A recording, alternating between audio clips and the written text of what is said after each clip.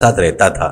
उसने पढ़ाई ज्यादा नहीं किया था। उसको पहले से ही नाटकों का बहुत शौक था। चेंबूर नाटक कला परिषद को ज्वाइन करके वो लोग जो भी नाटक करते थे उसमें ये भी अपना किरदार निभाता था। और नाटक खत्म होने के बाद उसको वो लोग 2-3 हजार पारितोष के रूप में पैसा देते थे। वो ही उसकी कमाई थी। ऐसे महीने में 3-4 ही नाटक रहते थे। उसके अलावा दूसरा कोई कमाई करना उसको पता ही नहीं था। अगर कोई रास्ता होता तो भी वो नहीं कर सकता था। एक दिन उसकी माँ रोटी बनाते हुए पेट पकड़कर पेट दर्द से परेशान हो रही थी। राजन भागते हुए जाकर पड़ोस के एरिया में डॉक्टर को रिक्वेस्ट करके लेकर आता है। तो ऐसा पहली बार हुआ है या इससे पहले भी ऐसा दर्द हुआ था करके पूछता है डॉक्टर। इससे पहले 4 बार हुआ था सर, ऐसा कहता है राजाराम। डॉक्टर, मुझे कुछ शक हो रहा है, एब्डोमेन एक्सरे निकाल कर मुझे दिखाओ, ऐसा कहता है। हफ्ता बीत जाता है। एक दिन लड़का कुछ सोचते हुए चुप रहता है तो क्यों रे क्या हुआ ऐसा, कहती है माँ। अभी मैं जितना कमा रहा हूँ वो अपने को ही बस हो रहा है माँ। आज से 4 जगह घूमकर दूसरा कुछ भी करके कमाने की सोच रहा हूँ। ऐसा बोलकर मार्केट बाजार में जाकर हर दुकान में काम मांगना वो नहीं है और जा कहना ऐसा होता है।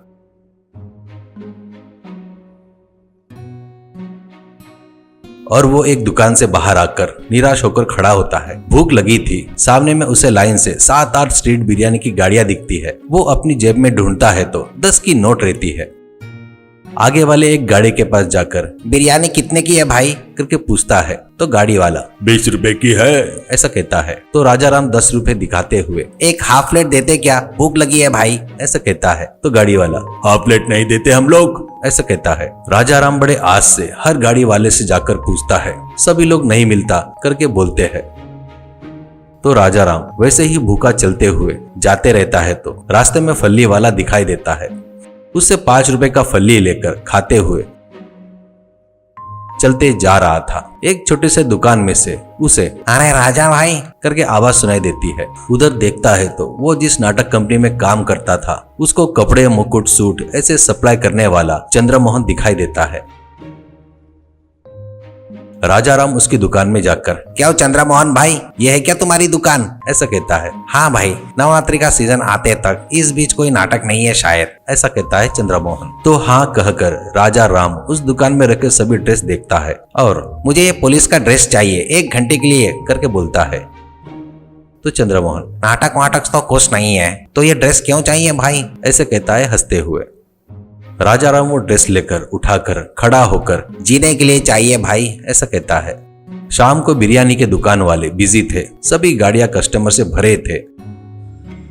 उतने में राजाराम पुलिस के ड्रेस में आकर लाठी से एक गाड़ी पर टक टक मारता है। हाथ फैलाता है तो वो गाड़ी वाला सर तुम लोग को ऐसे रिश्वत देना हमको आदत नहीं है सर, ऐसा कहता है। तो राजाराम तेरे को आदत नहीं है तो क्या हुआ, नए हमारे साहब जो आए हैं ना उनको बहुत आदत है, रोज कुछ न कुछ हाथ में नहीं मिला तो उनको नींद नहीं आती, निकाल निकाल करके लाठी से गाड़ी पर मारते हुए जोर से बोलता है। गाड़ी वाला 50 रुपए निकाल कर देता है तो राजाराम हाथ से उसके सिर पर मारते हुए भीख मांग रहा हूँ क्या रे रास्केल, पुलिस वाले बोले तो मजाक समझ रहा है क्या, अंदर डाल दूंगा, ऐसा कहता है। वो डरकर 100 रुपए निकाल कर देता है। मैं जब भी आऊंगा तब ऐसे ही फालतू के नखरे किए तो ठीक नहीं होगा, कहकर बाजू वाले गाड़ी के पास जा रहा था तो बाकी के गाड़ी वाले पुलिस आया है करके वहां से देखकर राजाराम उनको कुछ कहने से पहले ही सब लोग 100 रुपए निकाल कर देते हैं। अब राजाराम जूते की टकटक की आवाज करते हुए वहां से चला गया। जाकर चंद्रमोहन को ड्रेस वापस कर देता है।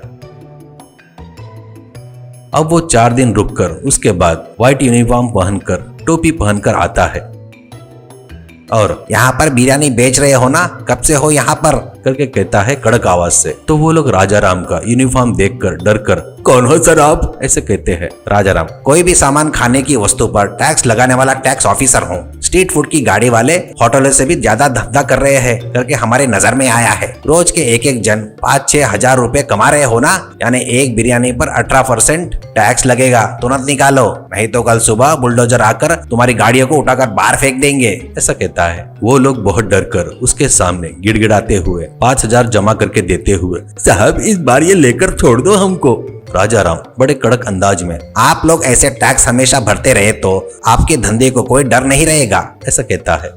वो पहना हुआ यूनिफॉर्म चंद्रमोहन को देकर थैंक यू चंद्रमोहन। ऐसा कहता है और 2 दिन रुककर म्यूनिसिपल ऑफिस से आया हुआ वैसे जाकर गाड़ी निकालो, इस रोड को चौड़ा कर रहे हैं, 2-3 दिन में कंकड़ रेती ट्रक आ जाएंगे करके घाई गड़बड़ी कर रहा था। तो गाड़ी वाले सर चौड़ा किए तो कोई भी आकर कार पार्किंग स्कूटर पार्किंग करेंगे सर, पर हमको तो रहने दो ना सर करके चिल्लाते हैं। तो राजाराम सच है रे बाबा, पर म्यूनिसिपल ऑफिसर जी ने ऑर्डर पास कर दिया है, सर को रोकना है तो थोड़ा ज्यादा ही खर्चा होगा, ऐसा कहता है बड़े सीरियस अंदाज में।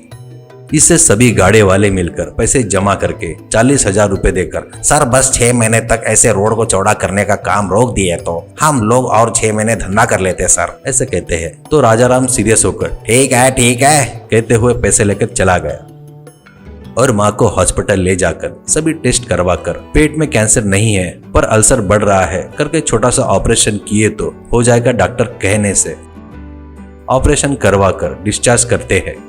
राजाराम के सिर पर से बड़ा बोझ उतर गया वैसा महसूस करता है, पर वो धोखा देकर वो बिरयानी वालों के पास से लाख रुपए तक लेना राजाराम को अंदर ही अंदर दुख हो रहा था। वो तुरंत एक निश्चय करके 10,000 में एक हाथ ठेला लेकर माँ मदद करते रहती है तो वो बिरयानी बनाकर सीधे उन बिरयानी की गाड़ियों के बाजू में ही गाड़ी लगाता है।